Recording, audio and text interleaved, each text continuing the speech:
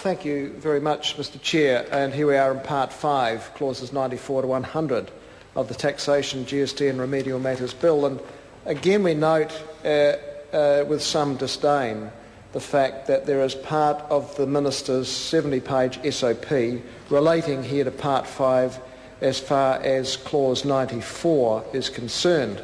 And I guess the comment that I wanted to make relates to the need for very great care to be taken with matters of superannuation. We are dealing with issues that traverse generations when we make changes to superannuation. KiwiSaver, of course, being the basis of saving introduced by the last Labor government, and this piece of legislation amending the original 2006 Act.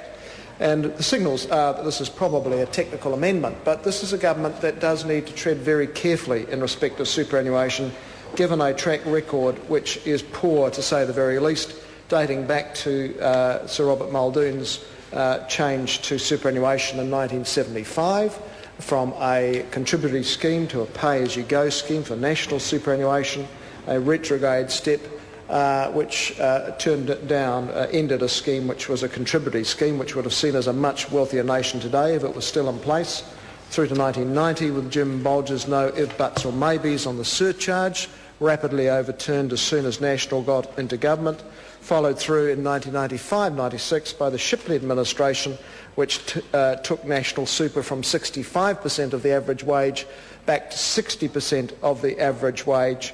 And that was also regarded by New Zealanders as wholly inappropriate, and that government was judged in large part in 1996 on the basis, 1999, on the basis of that change in government. So this government needs to tread very warily when it comes to making changes to superannuation, and that's why when we are debating Part 5 of this bill, and we note that we have the SOP introducing, without any consideration other than this rapid debate into Parliament under urgency 2 weeks before Christmas, any consideration of that SOP and the clause it introduces in new clause 94B, we have to express some very real concern, because superannuation is something that stretches from teenagers, in fact even lower than that. We have a number of children who've been enrolled in KiwiSaver, parents starting the saving regime, obviously encouraged and sparked by the contribution the government makes.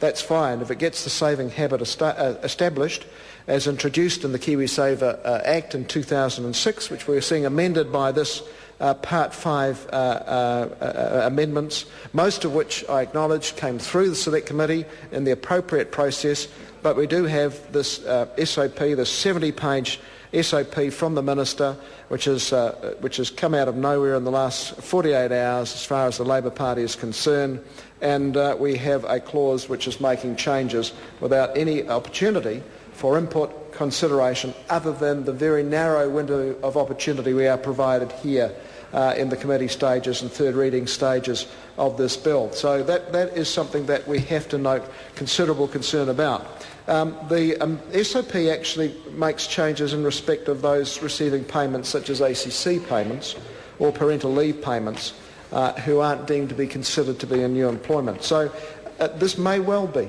a technical change, but as experience has shown over the years when it comes to tax legislation, and most especially when we see tax legislation which actually affects superannuation, this is something that we need to proceed with great caution. And obviously this is a debate which is ongoing. We've seen the report of the Retirement Commissioner just this week suggesting changes in the age of eligibility to super. Those are issues that obviously the Parliament may have to consider at some point. But indeed, at the moment, what we have in front of us as a Parliament in this committee stages is again a change introduced by SOP to that piece of legislation. And I wanted to note that there are always good ideas about superannuation. When we were debating KiwiSaver back in 2006, there are a host of things, and it's appropriate that good ideas are given appropriate consideration by the Parliament, and it might be that the SOP is introducing a change which is well considered, which is worthy, which makes the appropriate change. But they do need to be aerated properly through the structure of Parliament, through the Select Committee process. I note, for instance, back in the KiwiSaver Act, Mr Chair, Mr Chair. Honourable Chair. Shane Jones.